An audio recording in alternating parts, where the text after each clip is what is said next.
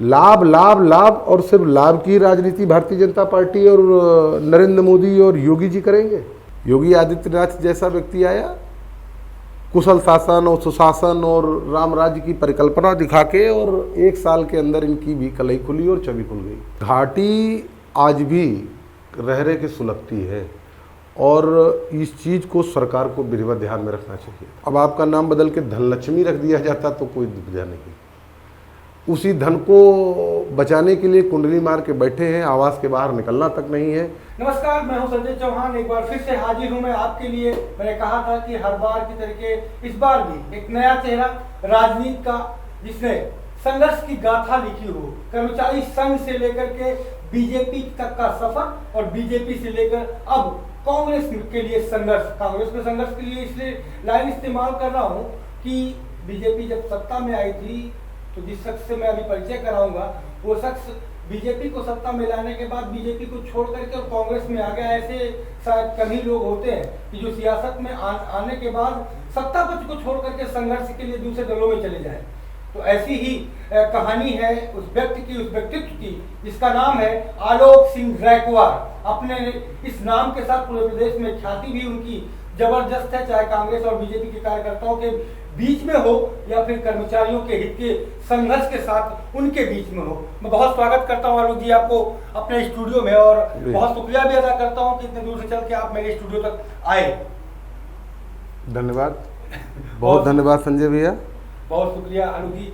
और मैं शुरुआत करूँ आपके शुरुआत के दिनों की, कि आपने शुरुआत करी अपनी सियासत कह लें या संघर्ष कह लें।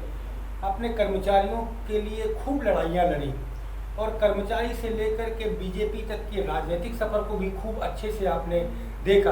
लेकिन ऐसा क्या हुआ कि फिर बीजेपी आपने छोड़ी और कांग्रेस के लिए, जहाँ पर यूपी की बात करें कि यूपी में भी कांग्रेस को हर बूथ तो छोड़ दो, हर जिले में भी 20 आदमी जुटाना मुश्किल हो जाता है। संजय जी, राजनीति एक दिन का या 1 साल का खेल नहीं है, ना ये वो विषय वस्तु है, क्योंकि राजनीति से सारी मानवता प्रभावित होती है और राजनीति को जिस हिसाब से बोलते हैं वो प्रत्येक व्यक्ति के जीवन जीने की एक अनुशासनिक तरीके को हम राजनीति कह सकते हैं। भाजपा में राम जन्मभूमि मुद्दे का जब उदय हुआ, सामान्य आदमी जानना इसको शुरू किया। 1990 में जब राम जन्म मुद्दा बहुत गरमाया और इसको मतलब आम सामान्य आदमी इससे जुड़ना शुरू किया, इसका विरोध शुरू हुआ और इसका समर्थन शुरू हुआ। बाल्यावस्था थी, हम भी बहुत सारी चीज़ों को अपने बड़ों के भी सुनते थे और वहाँ से हम प्रेरित हुए। और चूँकि मैं हिंदू हूँ, क्षत्रिय कुल से उत्पन्न हूँ, तो ये नैसर्गिक था कि हमारे आसपास जो लोग रहे होंगे भगवान राम के ही अनुयायी, उनके आराध्य मानने वाले लोग थे और हम भी उन्हीं में से एक थे। हम राम जन्मभूमि मुद्दे से जुड़े और अब राम जन्मभूमि मुद्दा जुड़ने का मुझे नहीं पता था उस समय की राजनीतिक स्थितियाँ क्या होती, राजनीतिक पार्टियाँ कैसे इसको कर रही हैं। हमारे लिए राम जरूरी थे और हम राम का नाम लेके और राम के लिए लगे। काफ़ी संघर्ष हुआ। उसी समय कई ऐसे बड़े नेताओं के संपर्क में भी आया जो आज मौजूदा समय नहीं है, श्रद्धेय हैं, दिवंगत हो गए। उनको जब आप नेता एक आइडियल देता है समाज को, हमने उन्हें अपना आइडियल समझा और हम उनके पीछे चले। बहुत अच्छे लोग थे, उसमें से एक नाम अटल बिहारी वाजपेयी, कल्याण सिंह जी सरीखे बाबूजी के संपर्क में रहा और एक बेहतर लड़ाई लड़ते लड़ते हम लोग 2000 के दशक में आ गए। राजनीति बहुत करवट ली, पार्टी ने करवट लिया, बहुत सारी चीज़ें देखी गई और मैं राजकीय सेवा में तब चला गया और उत्तर प्रदेश सरकार की राजकीय सेवा में रहते हुए भी मन कहीं ना कहीं इन स्थितियों में जुड़ा रहा। छात्र राजनीति से निकला हुआ व्यक्ति था तो कतई नहीं था कि मैं राजनीति से दूर रह पाऊँ। कहने को बहुत सारी अनुशासनिक लगामें थी हमारे ऊपर, लेकिन तब भी रहकर मैं कहीं ना कहीं चोरी छिपे ऊपर नीचे करके मैं राजनीतिक गतिविधियों में इन्वॉल्व जरूर रहता था। सरकार से आंख मिचौली करके राजनीति में घुसते रहे। और करते करते ये दशक आया, 2010 तक आया। 2010 में मैं कर्मचारी राजनीति में पूरी तरीके से इन्वॉल्व हो चुका था। मायावती जी का शासनकाल था, छठा पे कमीशन का मामला था। इसी आपके राजधानी में हजरतगंज में सभी कर्मचारी संगठनों ने बड़ा आह्वान किया और 21 जनवरी 2010 कर्मचारी की मांगों को लेकर, छठे वेतन को लेकर बहुत बड़ा प्रदर्शन हुआ। लगभग 5 लाख कर्मचारी लखनऊ में जमा हुआ। मायावती जी ने उस पर बहुत बुरी तरीके से लाठी चलवाया। लगभग 150 से लोग ज़्यादा, जिसमें महिलाएं बहुत ज़्यादा थीं, वो घायल हुई और बड़ी ही एक हड़ताल का माहौल उत्तर प्रदेश में बना। सरकार के खिलाफ मना स्थिति वहीं से बनने लगी। फिर आखिरी में एक निर्णय जरूर मेरा ये हुआ कि अगर राजनीति में आप सुधार चाहते हैं या सरकार से कोई बड़ी अपेक्षा चाहते हैं तो आपका सरकार में होना जरूरी है। अगर लोगों की बात उठाना है तो मुझे वो विधानसभा के अंदर जाना होगा, क्योंकि सड़क पर सिर्फ एड़ियाँ रगड़ी जा सकती हैं, वहाँ से न्याय की उम्मीद मत करिए। उसी हड़ताल के बाद माहौल बदला उत्तर प्रदेश का और हम लोग सभी लोगों ने मायावती की खिलाफत की और उस खिलाफत का नतीजा ये हुआ कि अखिलेश यादव जी उत्तर प्रदेश में सत्ता में आ गए। सत्ता में आ गए तो अब कर्मचारी नेता हैं, हमारी अपनी ज़रूरतें थीं, हमारे अपने वो परिवार थे। 23 लाख परिवार के लिए जो लोग हम लोग संघर्ष करते थे, मुख्यमंत्री के पद पर उनसे भी 2-2 हाथ हुए।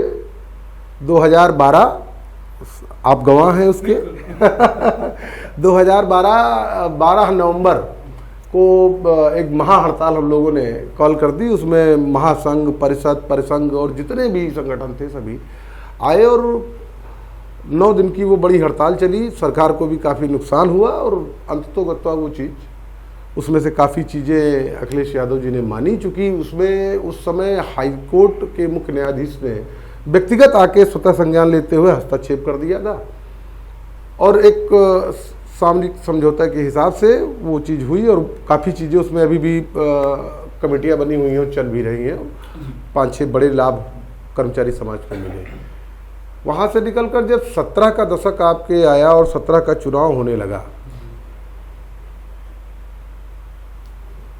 उत्तर प्रदेश के अंदर एक अजीब सी सुबकाहट बनी कि केंद्र में मुख्यमंत्री, वो प्रधानमंत्री मोदी हैं, भाजपा की सरकार है। बचपन से ही रामलला का वो छवि दिमाग में चलती रहती थी, तो वो थोड़ा जोर पकड़ी कि ऐसा है तो क्यों ना इनसे भी वही, मायावती भी वही, सभी को अपने पारिवारिक लाभ से मतलब है, तो क्यों ना एक बार भाजपा के लिए। तो क्या रामलला मुख्य उद्देश्य थे बीजेपी में आने के लिए या फिर कर्मचारियों का हित? मैं स्पष्ट करूं कि बीजेपी में आके आप चूंकि शासकीय सेवा में हैं तो आप सीधे काम नहीं कर सकते थे, लेकिन मानसिक रूप से बहुत काम किया जाता था, ऐसा नहीं है। सोशल मीडिया का ज़माना आ चुका था, हम लोग उस प्लेटफॉर्म पे बहुत सारे शब्दों को रोककर भी एक मुहिम चलाते थे और वो बनाया हुआ माहौल आज भी भारतीय जनता पार्टी के साथ है, जो आप लोगों ने बनाया गया था। उसमें बहुत सारे आर्मी के एक्स ऑफिसर्स हुआ करते थे, सेवानिवृत्त बहुत सारे कर्मचारी हुआ करते थे और सब में सिर्फ और एक भावना थी कि जीवन हमारा चल ही रहा है, लेकिन जिसके द्वारा चल रहा है हम उसके लिए कुछ नहीं कर पा रहे हैं। हम सभी लोगों ने रामलला के लिए काम किया। मैं कतई आपके इस कैमरे के सामने मैं उन्हीं की शपथ लेके ये कहता हूँ कि हम लोग सिर्फ रामलला को लेके सभी लोग उत्तर प्रदेश में सरकार बनाए, ऊपर नीचे हुआ और मुख्यमंत्री योगी आदित्यनाथ जी हो गए, जबकि कोई इसके चेहरा नहीं थे। पता नहीं है क्या है उस मुख्यमंत्री की कुर्सी में, कहीं से भी उठाइए, किसी को लाके बैठाइए, जो आता है वो वैसा हो जाता है। योगी आदित्यनाथ जैसा व्यक्ति आया, कुशल शासन और सुशासन और राम राज्य की परिकल्पना दिखा के, और 1 साल के अंदर इनकी भी कलई खुली और छवि खुल गई। इनको भी सिर्फ अपने और अपने लोग दिखने लगे और जनता से कोई बड़े सरोकार नहीं है। इसमें कहने में कोई गुरेज नहीं। 17 से और जब उन हालातों की स्थितियां देखी तो मैंने कहा ये भी तो वैसे ही निकल गए उसी में। और अध्यापन समय से ही हम चूंकि महात्मा गांधी जी को एक आइडियल के तौर पर हम मानते थे, मुझे और शायद कहीं ना कहीं जो राम मैं मंदिरों में तलाश कर रहा था, वो राम दिल्ली के राजघाट की एक समाधि स्थल पर लिखे राम है। और जब गांधी जी का अध्ययन शुरू किया मैं यहाँ तो जी रोकना चाहूँगा। जिस राम के नारे बीजेपी लगाती है उस राम के और राजघाट के राम में क्या आप अंतर देखते हैं? बहुत अंतर है। अब तो मीडिया का वो है, अब सीधे सीधे एक बड़ी लैंग्वेज बोली जाती है, बॉडी लैंग्वेज। ये एक बड़ा वर्ड है कि फलाने नेता थे तो वो उनकी भवें तनी हुई थी और उनके जबड़े खिंचे हुए थे, वो गुस्से में दिख रहे थे। तो इसके मतलब वो जो बात कह रहे थे वो कह कुछ और रहे थे और उनके मन में कुछ और था। जय श्री राम का संवाद बहुत हंसते हुए मुस्कुराते हुए बोलने पर एक दूसरी छवि राम की होती है, लेकिन जब आप माथे पर वो भगवा पट्टी लपका के हाथ में तलवार लेकर जय श्री राम बुलंद करते हैं, वो छवि दूसरी होती है। हमारी मिलिट्री में राजपूताना रेजिमेंट है, उसमें वो लोग उसका वो सब मतलब शक्ति घोष नारा है, वो भी राम को बोलते हैं। वो बोलते हैं राजा रामचंद्र की जय, और पूरी ताकत से वो अपने दुश्मन पर प्रहार करते हैं, लड़ते हैं और विजयी पाते हैं। ये कहने में क्या तकलीफ थी? तलवार लेके राजा राम कभी भी उन छवियों के लिए देखिए, राम की दो छवियां। आप जिस राजा राम की बात करते हैं उससे पहले वो बनवासी राम थे। बनवासी राम को जीना और उनको करना ईश्वर की सही परिकल्पना है। राजा तो जो गद्दी पे बैठेगा वो राजा होगा, राजा भगवान का प्रतिबिंब माना जाता है इस देश में। मैं और जगह नहीं बात करता, लेकिन भारत में जो सिंहासन पे बैठेगा वो राजा होगा और राजा भगवान का प्रतिबिंब माना जाता है। भगवान के प्रतिबिंब के तौर पे एक और राजा बैठे हुए हैं, दिल्ली में बैठे हैं, एक हमारे उत्तर प्रदेश प्रांत में बैठे हुए हैं, जिनके कथनी और करनी में दोनों में कभी समावेश पाया ही नहीं जाता। तो ये बहुत सारी उतापों को लेकर मैं कांग्रेस में आया और मुझे लगा कि ये उचित जगह है। और कई पार्टियों की गतिविधियां देखने के बाद मुझे लगता है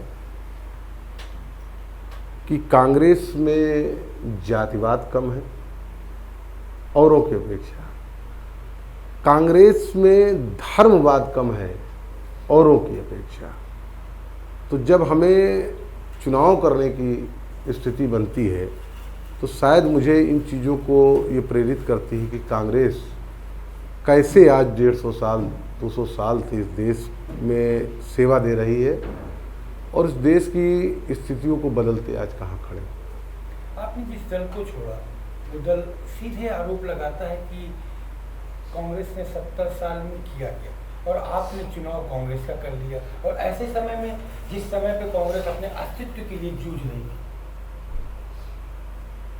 मजबूत का हाथ पकड़ लेना बहुत आसान है संजय जी। हाँ। कभी कमजोरों का हाथ पकड़ के देखिए, उसमें जो आपको आत्मसंतुष्टि मिलेगी वो किसी माफिया किसी बाहुबली के साथ खड़े होने के लिए। न्याय की ताकत सिर्फ आपकी मनसा में है। न्याय जो दिखता है उसकी मनसा, उस न्याय के लिए जो लड़ने वाले लोग उनमें हैं। और राहुल गांधी जी की न्याय के लिए जो मनसा है वो बहुत स्पष्ट और निश्चल है, इसलिए शायद मैं इस वक्त राहुल गांधी जी के साथ खड़ा हूँ। राहुल गांधी का नाम लिया, सवाल में जिन्होंने कौन रहा है इन दिनों वो बड़ा चर्चा का विषय भी बना हुआ है, जाति जनगणना। ठीक है, बहुत सुंदर। और जाति जनगणना को लेकर के खास करके विपक्ष में से लेने की होड़ भी मची हुई है, लेकिन इतना जल्दी सरकार ने जाति जनगणना का जो घोषणा कर दी उसको कैसे देख रहे हैं? क्योंकि संघर्ष तो देखिए शुरू किया था इसके लिए। ये कयास राहुल गांधी जी जब से राजनीति में आए हैं तब से संसद से लेकर सड़कों पर ये सवाल उठाते रहते हैं। और इस बार तो उन्होंने बिल्कुल सदन में स्पष्ट कहा था कि ये जातीय जनगणना को करानी पड़ेगी और इसको हम करवाएंगे और आपको इसी सदन में पास करना पड़ेगा। आज 2 दिन पहले अभी जो भारत सरकार निर्णय लिया जातीय जनगणना कराएंगे, उसका बड़ा स्वागत है। ये जातीय जनगणना को समझने वाले कितने लोग हैं, पहले तो ये समझना जरूरी रहेगा कि इसको लोग कैसे समझ रहे हैं। जातीय जनगणना को लोग जिस आधार पर लेके चलते हैं उससे कई बड़ी स्थितियों में राहुल गांधी जी की सोच खड़ी है। जातीय जनगणना सिर्फ राजनीतिक लाभ के लिए नहीं, ये समाज से उस छुआछूत, उस भेदभाव, उस ऊंच नीच को का अस्तित्व ही खत्म कर देने के लिए जातीय जनगणना होनी आवश्यक है। देश में सब मिला रहे हैं, मुझे अनुपात ही नहीं पता है। हम खीर बनाने बैठे हैं, मुझे नहीं अनुपात पता है कि उसमें दूध कितना पड़ेगा, उसमें चावल कितना रहेगा, उसमें ड्राई फ्रूट्स कितना डाला जाएगा, उसमें शहद कितना रहेगा, उसमें केसर कितना रहेगा, और हम बनाने में जुटे हुए हैं। तो या तो बांदाजा खीर ठीक बनेगी या वो खराब हो जाएगी। लेकिन जब सारी चीज़ें हैं तो क्यों ना इसका अनुपात तय कर लिया जाए और इसको छाट काट चाल के इसको बहुत बेहतर तरीके से रखा जाए और वो अनुपात के उस सूत्र के आधार पर बनाया गया। कांग्रेस बनाएगी तो, भाजपा बनाएगी तो, या कोई भी पार्टी आके वहाँ जब इसको बनाना शुरू होगी तो चीज़ें बेहतर बनेगी। परिकल्पना इस चीज़ की होती है। कांग्रेस ने देश अपने लिए आज़ाद नहीं कराया था।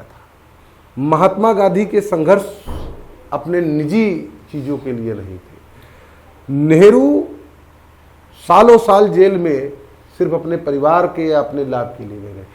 पूरे देश का एक सिंगल परिवार था मोतीलाल नेहरू जी का, जिसके यहाँ 3 पीढ़ियाँ जेल में रही हैं संघर्ष जब आज़ादी का चल रहा।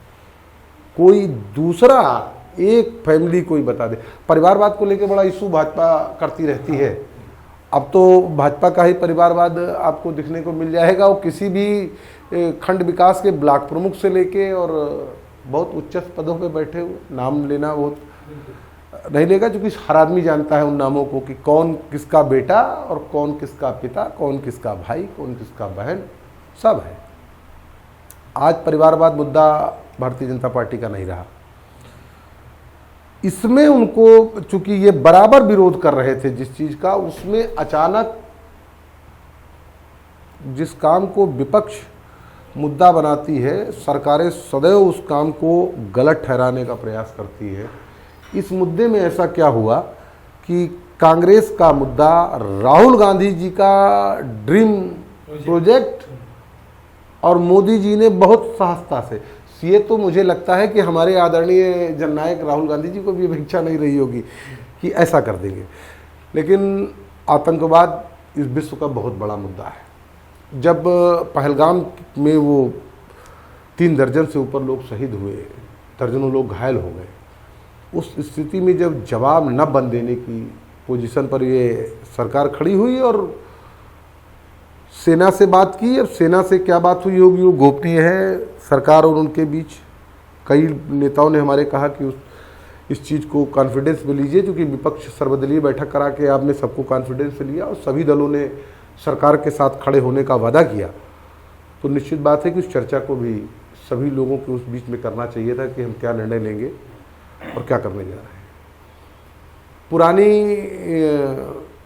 पुलवामा से लेके आज तक जितने भी बड़े जघन्य इस तरह की दुर्दांत घटनाएं हुई, उसमें जो एक गवर्नमेंट की स्ट्रेटजी रहती है कि वो हमने सेना को खुली छूट दे रखी है, स्वतंत्रता है। अरे काहे की स्वतंत्रता दे रखी है? ऑर्डर आपको देना है, उस ऑर्डर पे सिग्नेचर आपके होने।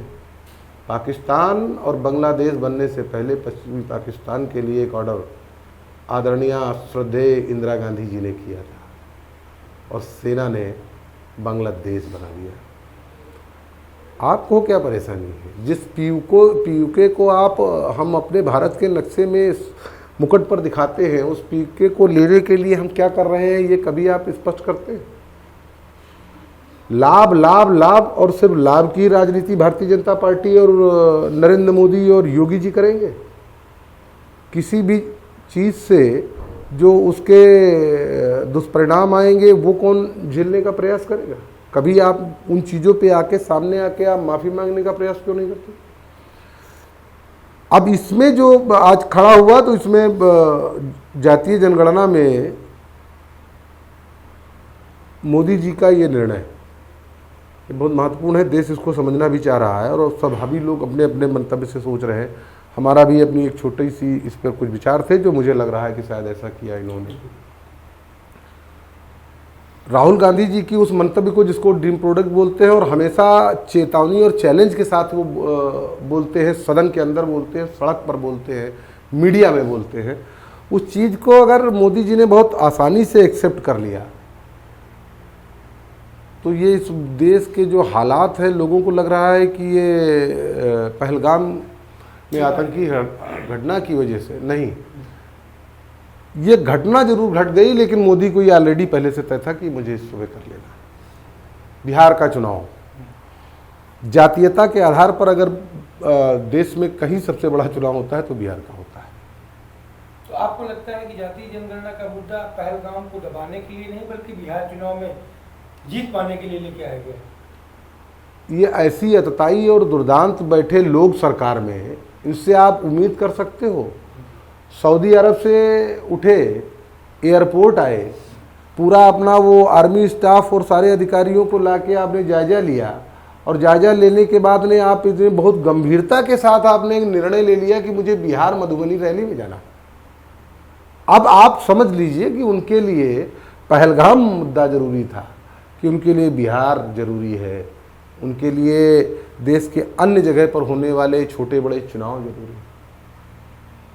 तो उन्होंने तो अपने मंशा साफ की। हमारे यहाँ भी हमारे जननायक बाहर थे, विदेश से लौटे, एयरपोर्ट आए, एयरपोर्ट पर आते वो जब अपने कार्यालय आकर उन्होंने अपनी CWC के साथ बैठ के बात किया तो निर्णय लिया कश्मीर, मुझे उन लोगों को देखने जाना।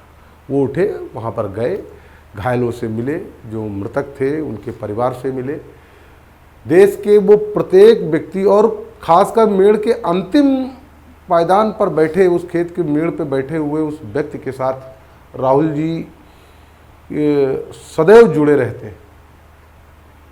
दोनों नेताओं में उम्र के साथ में बहुत बड़ी चीज़ है।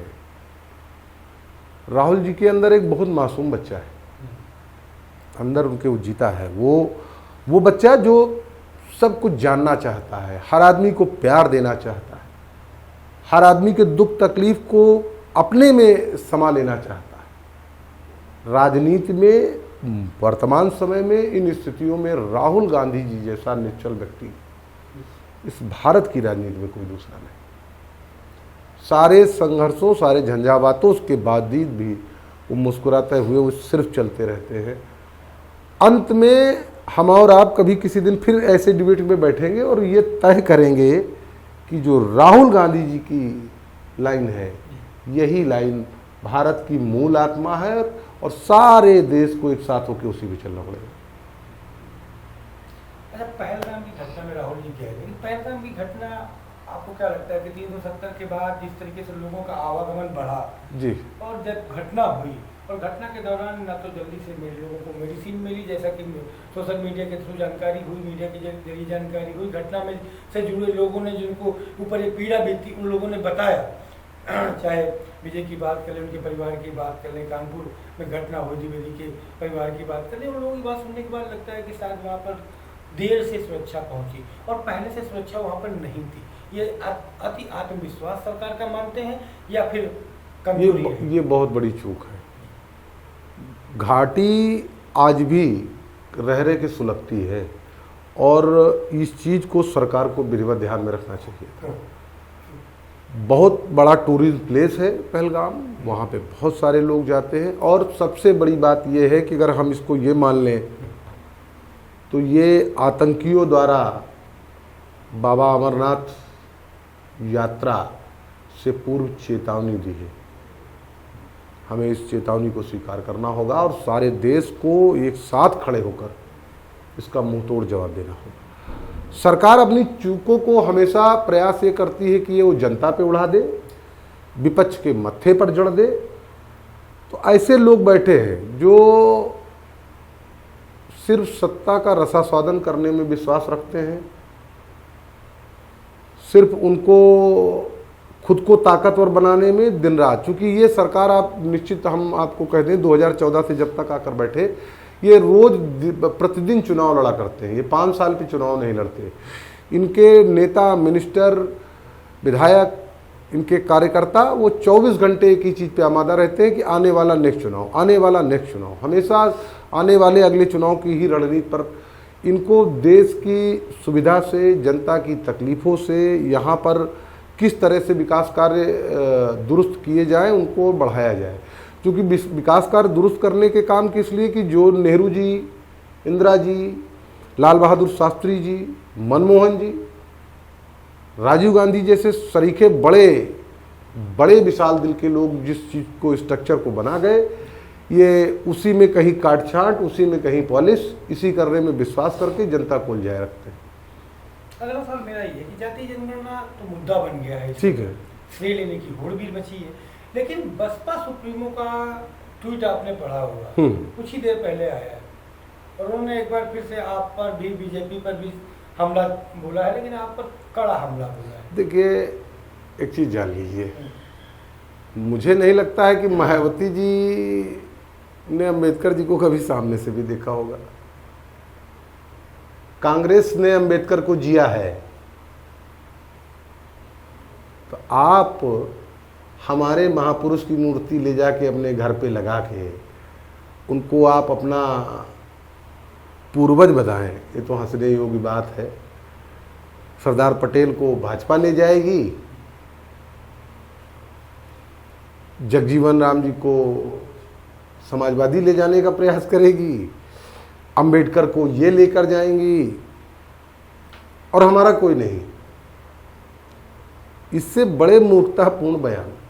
आप खुद को दलित नेता बोलिए, कोई दिक्कत नहीं है, आप उस परिवार से आती हैं, आपने बहुत सारी गरीबी और तकलीफ झेल कर आज आप उस मुकाम पे बैठी हुई हैं कि जहां अब आपका नाम बदल के धनलक्ष्मी रख दिया जाता तो कोई दुविधा नहीं। उसी धन को बचाने के लिए कुंडली मार के बैठे हैं, आवास के बाहर निकलना तक नहीं है। जो रैलियां कभी इनकी 5 लाख, 7 लाख, 10 लाख की गर्जा करती थी, आज वो 5000 की कहीं जनसभा भी इनकी नहीं दिखती है। वो आरोप लगाएंगी कांग्रेस पर।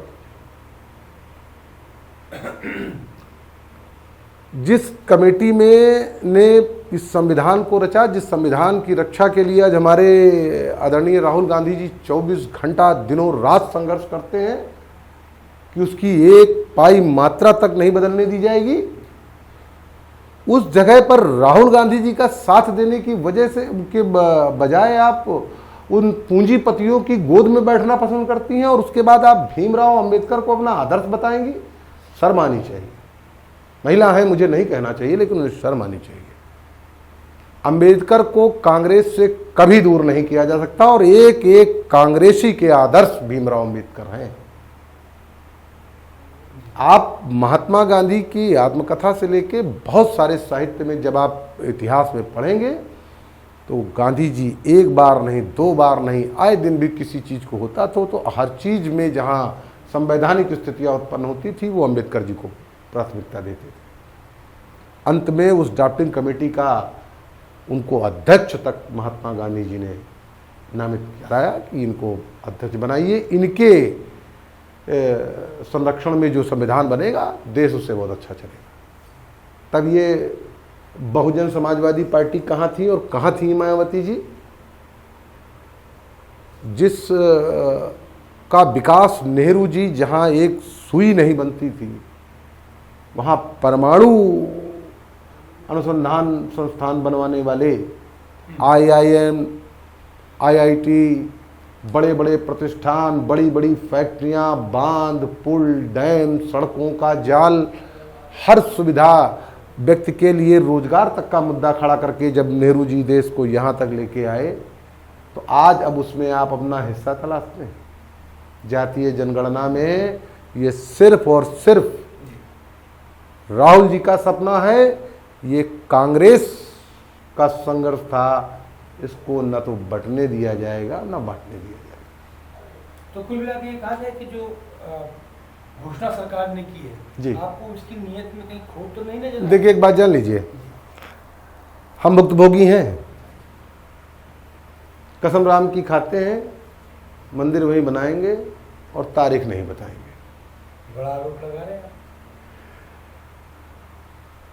यही सारे लोग जिस मुद्दे को आज महिला आरक्षण बिल, हमारे यहाँ आदरणीय प्रियंका गांधी उत्तर प्रदेश की प्रभारी हुई, चुनाव हुआ, 40% महिलाओं को, चुनाव परिणाम क्या हुए कोई बात नहीं, प्रयोग होते हैं, होते रहते हैं, लेकिन उनका बहुत सराहनीय प्रयोग था, बहुत साहसी प्रयोग था।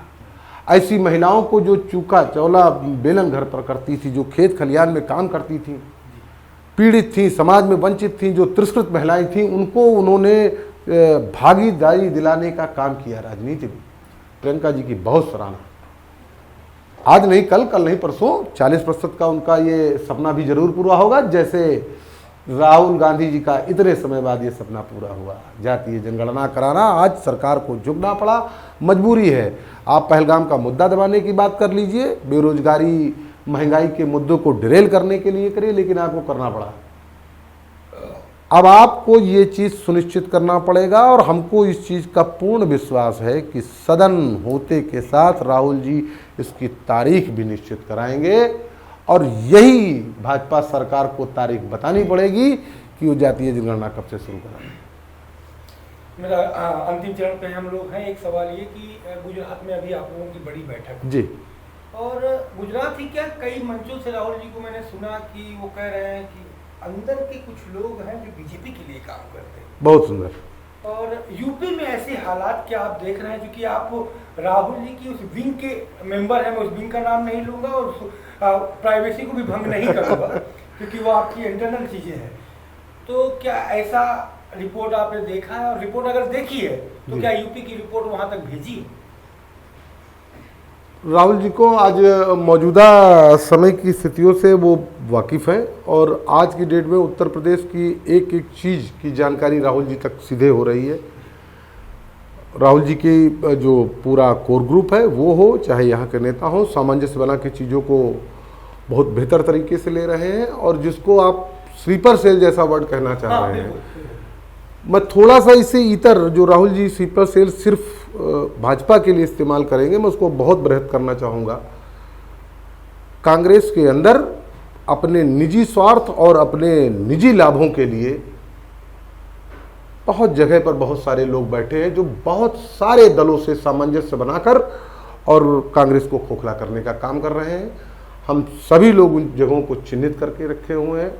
राहुल जी को चीज़ें पता हैं, क्रमबद्ध तरीके से छटाई होगी और कांग्रेस का एक एक दिमाग निकाल के मार दिया जाएगा। तो कुल मिला के ये कहा जाए कि वो स्लीपर सेल अब अपने अंतिम रास्ता अंतिम रास्ता खोज ले। अगर उसके सामने एक बहुत बड़ा विकल्प हमारे जननायक ने दिया कि वो स्वयं अपने आप को पहचाने और पार्टी छोड़ दें। बहुत शुक्रिया। लेकिन एक अंतिम सवाल आपका कि बिहार का चुनाव आपके सर पर है। पिछली बार बिहार के चुनाव पे आप पर आरोप लगा था कि आपसे सीटें ज़्यादा नहीं जीत पाए, लेकिन ज़्यादा सीटें ली। लेकिन मैं उन पर बात नहीं करूंगा, वो आपकी गठबंधन की बातें हैं। इस बार बिहार के चुनाव में मुद्दा क्या होगा? क्या वो राठौर पर FIR का मुद्दा होगा, या पहलगाम में सरकार का फेल्यूर जैसे सरकार ने खुद स्वीकार किया, क्या वो मुद्दा होगा? या बेरोजगारी के लिए जिस तरीके से राहुल गांधी ने वहाँ पर बेरोजगारों के साथ पैदल यात्रा की, वो मुद्दा होगा? आखिरकार बिहार या जातिगत जातिगणना का ये मुद्दा प्रबल होगा वहाँ पर? ये सारे जो आपने प्रश्न लगाए और कहा, ये सारी चीज़ें वहाँ पर प्रभावी होंगी। लेकिन मैं निश्चित रूप से आपके चैनल के माध्यम से कहना चाहूँगा और बिहार की जनता को आश्वस्त कराना चाहूँगा, महात्मा गांधी थे तो नील का संघर्ष हुआ, चंपारण में महात्मा गांधी का आश्रम है तो कोई विदित है कि आज इतने समय से है। और ये बिहार की ही ये धरती थी जिसने महात्मा गांधी जी को इस देश से इंट्रोडक्शन कराया कि ये महात्मा हैं और ये संघर्ष करते हैं। राहुल जी भी बिहार में संघर्ष कर रहे हैं और इस बार जरूर बिहार के अंदर एक नई कांग्रेस से मुलाकात पूरे भारत को कराएगी। ये बिहार की जनता से मुझे अपेक्षा है और वो निश्चित रूप से इस बार कांग्रेस एक बहुत बड़ी भूमिका में बिहार में खड़ी होगी। अंतिम सवाल, नेहा सिंह राठौर पर एफआईआर देशद्रोह का, कुछ मीडिया संस्थान उन पर भी एफआईआर है, एक महिला पर और एक लोगों का अपना यूट्यूब चैनल भी बंद कर दिया गया जी। आरोप उन पर है कि उनके जो सवाल हैं, जिस तरीके की वो बातें करते हैं, वो देशद्रोह की सीमा पार कर रहे हैं, देशद्रोह के कहीं ना कहीं धारा में आते हैं। कैसे आप देख रहे हैं? एक लंबे समय से 10 साल से ऊपर 11 साल हो रहे हैं माननीय मोदी जी के सरकार को। आपने एक चीज देखी, कभी ये ओपन डिबेट पर क्यों नहीं बैठते जहां से ढेर सारी आपकी मीडिया की आईडी हो और स्वतंत्र रूप से प्रश्न से सवाल कर पाए। इस देश में 2 लोग हैं जो कभी प्रेस नहीं करते। एक हमारे उत्तर प्रदेश में आदरणीय मायावती जी, पूर्व मुख्यमंत्री, और नरेंद्र मोदी जी। शायद ही कहीं आप कभी इनकी एक प्रेस कॉन्फ्रेंस की आप उनको ब्रीफिंग दिखा दीजिए कि जहां पर ढेर सारे प्रेस इनसे स्वतंत्र रूप से सवाल पूछे, कभी नहीं मिलेगा आपको। ये सवालों से डरने वाली सरकार है और जो सवालों से डरने वाली सरकार होती है या जो डर के भागते हैं उनको हम लोगों की एक आम भाषा में चोर कहा जाता है। तो अगर आज की डेट में ये मुझे कहना भी पड़े तो चौकीदार चोर है। बहुत शुक्रिया आलोक जी आपका यहाँ पर आने के लिए और इतना समय हमारे साथ विजिट करने के लिए। तो आपने सुना, पूरी तन्मयता के साथ कड़े और बड़े सवालों के जवाब पूरी हिम्मत और दम के साथ आलोक जी ने दिया और कई आरोप भी सरकार पर लगाए हैं। और मैं चाहूंगा कि सरकार जिस तरीके की कार्रवाइयाँ लोगों पर कर रही है, सरकार सवाल उठाने पर आलोक जी पर ना हो। आलोक जी ने जेन्युइन और लोकतांत्रिक ढंग से अपने सवाल उठाए हैं, आपने सुना। और आगे फिर लाइव न्यूज एक्स पर एक नए अतिथि के साथ अपने स्टूडियो से पूरी चटपटी कहानी और वर्तमान में राजनीति का दिशा और दशा किस ओर जा रही है उस मुद्दे पर चर्चा करने के लिए हम किसी न किसी मेहमान के साथ आपके साथ सामने फिर हाजिर होंगे। तब तक के लिए दीजिए हमें इजाजत और आप बने रहिए लाइव न्यूज एक्स के साथ।